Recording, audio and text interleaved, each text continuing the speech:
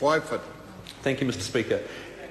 Labor does not need convincing, sir, that there's a great deal at stake for New Zealand in the Rugby World Cup. We don't need persuading that there'll be a television audience of close to 4 billion people, or that this is important for brand New Zealand, as the previous speaker put it. Labor would be supporting this bill at this reading if the government had seen fit and had seen sense and removed the provisions that we shall perhaps know as we shall call the Murray-McCulley provisions in this bill, sir. Part 4, that's the sticking point here. That's the thing we object to. We don't believe that the government has made the case that the minister should be given the unfettered power to override the recommendations of the authority. At least when John Hayes was speaking, he acknowledged that there is a substantive issue here, and I was horrified to hear Jackie Dean earlier deny that there was even provision in this bill that gives the minister the power under the urgency provisions to grant an urgent approval or to decline an application against the recommendations of the authority. And in case Jackie Dean is listening or watching this debate, I want to point out that Part 4 of the bill actually goes page after page after page, sir. It sets out the process, the criteria that should be used by the authority in considering urgent applications. Now, at the end of that part, after nearly 6 pages, sir, of process and detailed prescription about how the authority should go about considering these issues, at the last line of the part it says, a decision of the minister under this section is final. And just a few lines before it says, the minister may grant an application for an urgent approval in full or in part, or decline the application in complete disregard of the work that's been done by what will undoubtedly be a highly qualified panel constituting the authority, which, as my colleagues have pointed out, will include either a retired judge or a lawyer of at least 7 years standing. Two of them. And undoubtedly people who are experienced in town planning and other relevant disciplines. Now, there's a reason why this is important. There are good reasons why in our system of government that ministers don't exercise unfettered power, and they are bound by the Cabinet Manual. They are bound by convention, their relationship with public servants, their reliance on the advice of officials, their obligation under law to make decisions in a reasonable way.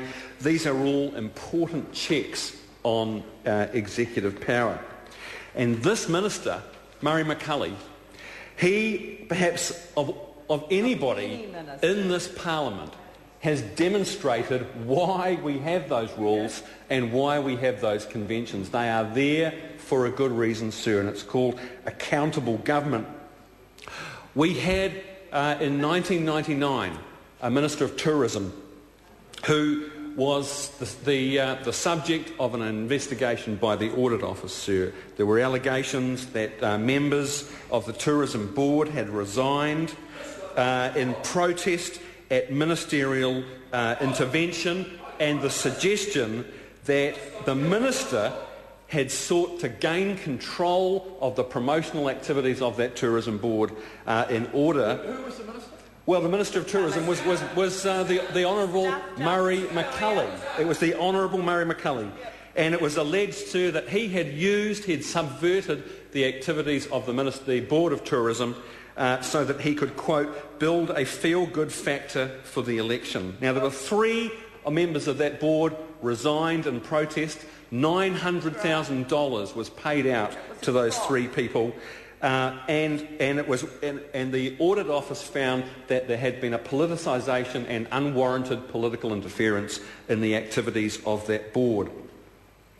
I want to quote Victoria Main from the Dominion on 3rd of May 1999. She said that the Audit Office report into this whole affair raises questions about two highly unorthodox units, the Office of Tourism and Sport and the Tourism and Sport Ministerial Advisory Board, that the bureaucrat-hating Mr McCulley set up as sources of independent advice. Well, sir, if there was an example of why ministers should be bound by the conventions of accountable government and should be required to justify their decisions against the impartial advice of public servants, this is one such case study, and this is judges in this case, and this is even more important. That's right, and this is one such minister. There are plenty of other examples, and there are examples that have happened much more recently. We have a Minister of Foreign Affairs who regularly disregards the advice of officials in the administration of our $500 million taxpayer-funded overseas aid program, who repeatedly rejects their advice until he gets the advice that he wants, who bullies them, who micromanages the details of a $500 million government program. And we saw recently the awarding of a $78,000 contract to the former National MP Mark Blumsky. The awarding of that contract by the Minister of Foreign Affairs without a tender. That is highly unorthodox. It is highly unusual. Almost every significant contract let in the overseas aid program is tendered, and yet this one, to a political crony of the minister, was not even tendered. And that raises serious questions, I think, about the commitment of this minister and of this government to the basic conventions of accountable government. We've seen over the last 18 months, and I can give you 4 or 5 examples, the cutting of multi-year funding commitments to aid projects in the Pacific, with no policy rationale, on the basis of no written advice from officials.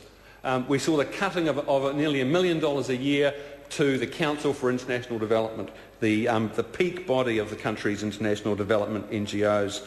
A similar amount of money that was committed in a multi-year contract to the Global Focused Development Education Program based here in Wellington. And more recently, the cutting of $1 million a year commitment to the Foundation for the Peoples of the South Pacific doing disaster risk reduction work in the Pacific. No written advice justified this, and yet it's a classic example of meddling and micromanagement and a total lack of accountable government. And sir, this is precisely the kind of behaviour that should give this House pause for thought before the government pushes through these urgency provisions. So far, government members have failed to come up with one compelling scenario that would justify why these extreme powers are being given to the minister in this case. This is the minister who only a few months ago did his utmost to bowl the heritage sheds on the Queen's Wharf in Auckland. And it was only a knock-em-down, drag-em-out fight led by Mike Lee and the Auckland Regional Council that convinced this minister that he should listen to public opinion and negotiate an acceptable compromise. Now, under the powers in this bill, sir, he could override the advice from a highly qualified and eminent panel of commissioners under the authority. He could go ahead and demolish a heritage structure in order on his own whim without any official advice to justify. Order. Sorry to interrupt the member, but the time has come for the dinner break. I shall resume the chair at 7:30.